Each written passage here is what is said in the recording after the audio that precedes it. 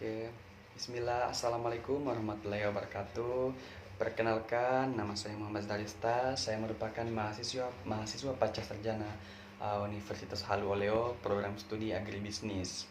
Yang saya hormati dosen pengampu mata kuliah kewirausahaan Ibu WK. Yang saya hormati teman-teman mahasiswa yang sempat hadir atau sempat singgah pada channel YouTube ini, dan yang saya hormati pula orang-orang yang sengaja atau tidak sengaja yang kemudian mampir untuk nonton video ini. Nah, pada video kali ini saya akan membahas tentang aspek-aspek dalam mempersiapkan keterampilan pengusaha muda. Nah, aspek apa saja itu yang akan kita bahas nanti? Yang pertama, untuk aspek percaya diri atau PD. Bahasa hitsnya PD ya. Nah, pada poin percaya diri, ada beberapa pertanyaan yang harus saya jawab. Misalnya untuk mengevaluasi diri saya sendiri, mengevaluasi tingkat kepercayaan diri saya. Nah, di sini sudah ditentukan skala dalam mengukur tingkat kepercayaan diri, yaitu ada 5 skala. Yang pertama, untuk poin 5 itu levelnya sangat percaya diri, dan poin 4 itu levelnya percaya diri, poin 3 levelnya sedang, poin 2 levelnya kurang percaya diri, dan poin 1 levelnya itu tidak percaya diri. Nah, jika saya ingin menilai tingkat kepercayaan diri saya, menurut pribadi saya sendiri, saya menilai tingkat kepercayaan diri saya itu masih berada pada poin 3 atau level sedang.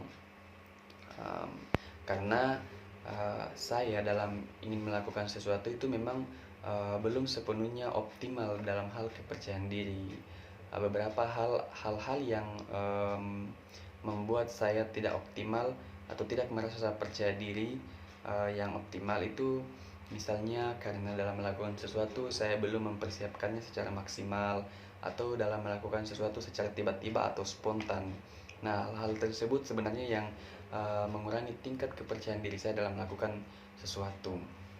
Nah, apa saja yang telah saya lakukan untuk meningkatkan kepercayaan diri saya? Tentunya sudah beberapa hal yang saya lakukan, namun masih banyak juga yang belum saya lakukan. Tapi sejauh ini yang sudah saya lakukan untuk meningkatkan kepercayaan diri saya, seperti mengikuti banyak organisasi. Nah, di situ di dalamnya kan kita akan berinteraksi dengan banyak orang, melakukan kegiatan yang bersifat sosial, sehingga kita dapat berbicara atau melatih public speaking kita di hadapan orang-orang banyak. Tentunya dengan melakukan organisasi kita dapat memperkaya wawasan. Nah, dengan banyaknya wawasan tentunya akan mendukung tingkat kepercayaan diri kita. Selanjutnya, hal-hal yang saya lakukan itu seperti berteman dengan orang-orang yang berpengaruh positif untuk diri saya. Bukan berarti kita akan memilih teman, tidak ya. Namun sebaiknya kita memilih teman yang tidak membawa kita ke jalur yang negatif, sehingga kita dapat meningkatkan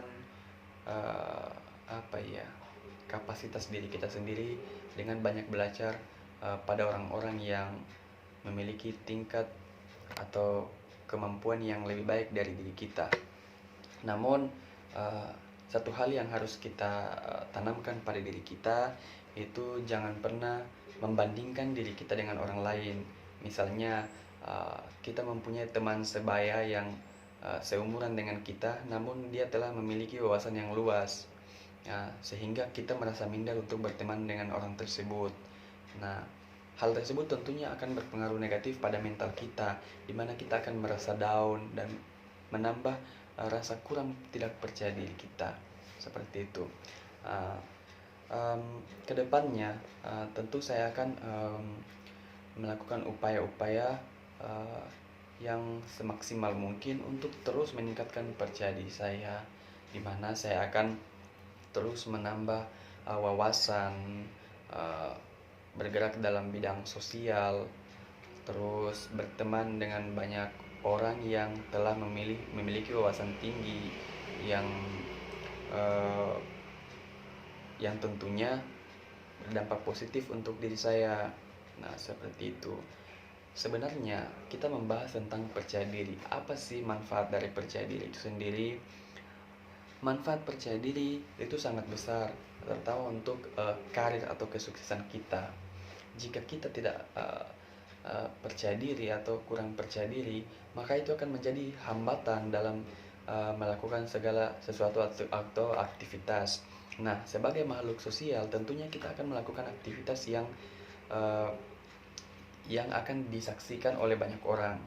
Misalnya pekerjaan kita menuntut kita untuk melakukan motivasi atau memberikan motivasi kepada teman-teman kerja. Nah, jika kita tidak memiliki rasa percaya diri, tentunya hal ini akan menghambat diri kita dalam melakukan presentasi misalnya, atau ya public speaking lah dengan orang-orang sekitar. Nah, hal ini tentunya akan menghambat kinerja kita, misalnya dalam pemerintahan, jika kita bekerja di dinas pemerintahan. Nah, atau mungkin jika kita sedang berbicara dengan klien, jika kita tidak memiliki kemampuan percaya diri, maka klien tersebut akan ragu kepada kita dan kita tidak bisa meyakinkan klien tersebut. Nah, itulah beberapa contoh atau pentingnya dari manfaat percaya diri dalam kehidupan sehari-hari. Nah, mungkin untuk aspek percaya diri sampai di situ dulu pembahasannya. Kita akan lanjut pada aspek yang kedua, yaitu anak gaul, banyak teman atau banyak mitra.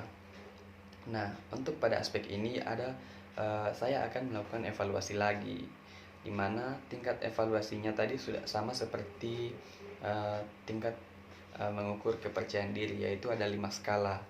Untuk skala poin 5 itu levelnya sangat gaul, kemudian poin 4 gaul, poin 3 sedang, poin 2 kurang gaul, dan poin 1 tidak gaul. Nah, jika saya ingin menilai level gaul saya menilai level gaul saya itu berada pada level 2 atau kurang gaul. Mengapa? Memang saya pribadi itu kurang mengikuti tren-tren yang terjadi zaman-zaman sekarang, atau kurang hits lah bahasa gaulnya. Nah,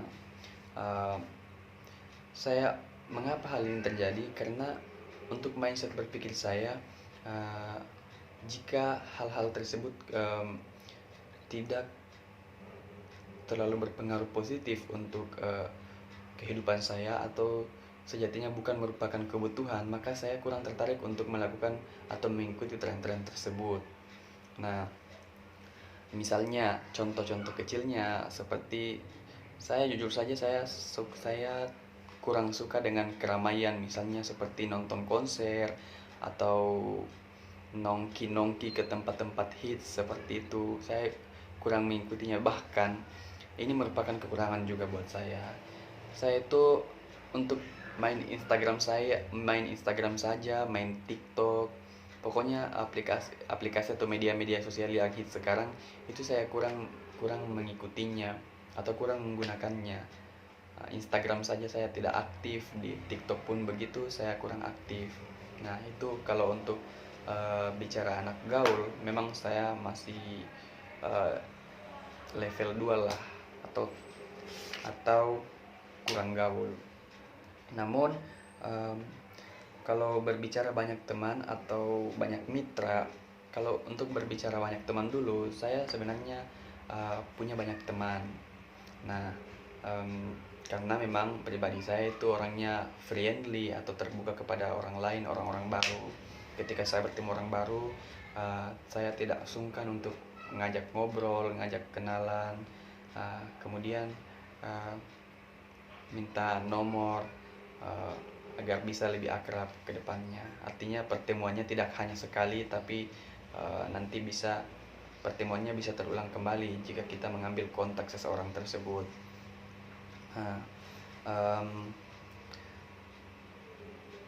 upaya-upaya yang saya lakukan untuk meningkatkan kondisi sebagai anak gaul.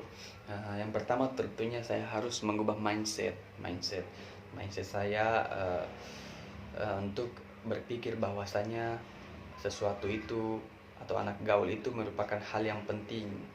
Nah, jika saya sudah bisa merubah mindset berpikir saya, maka saya akan lebih semangat untuk meningkatkan keterampilan saya menjadi anak gaul yang mengikuti tren-tren yang ada pada saat ini. Seperti itu. Nah, kemudian rencana tentang hal-hal yang akan saya lakukan untuk meningkatkan kondisi sebagai anak gaul. Nah, tadi itu. Tapi selain anak gaul, tentunya yang poin yang penting banyak teman dan banyak mitra.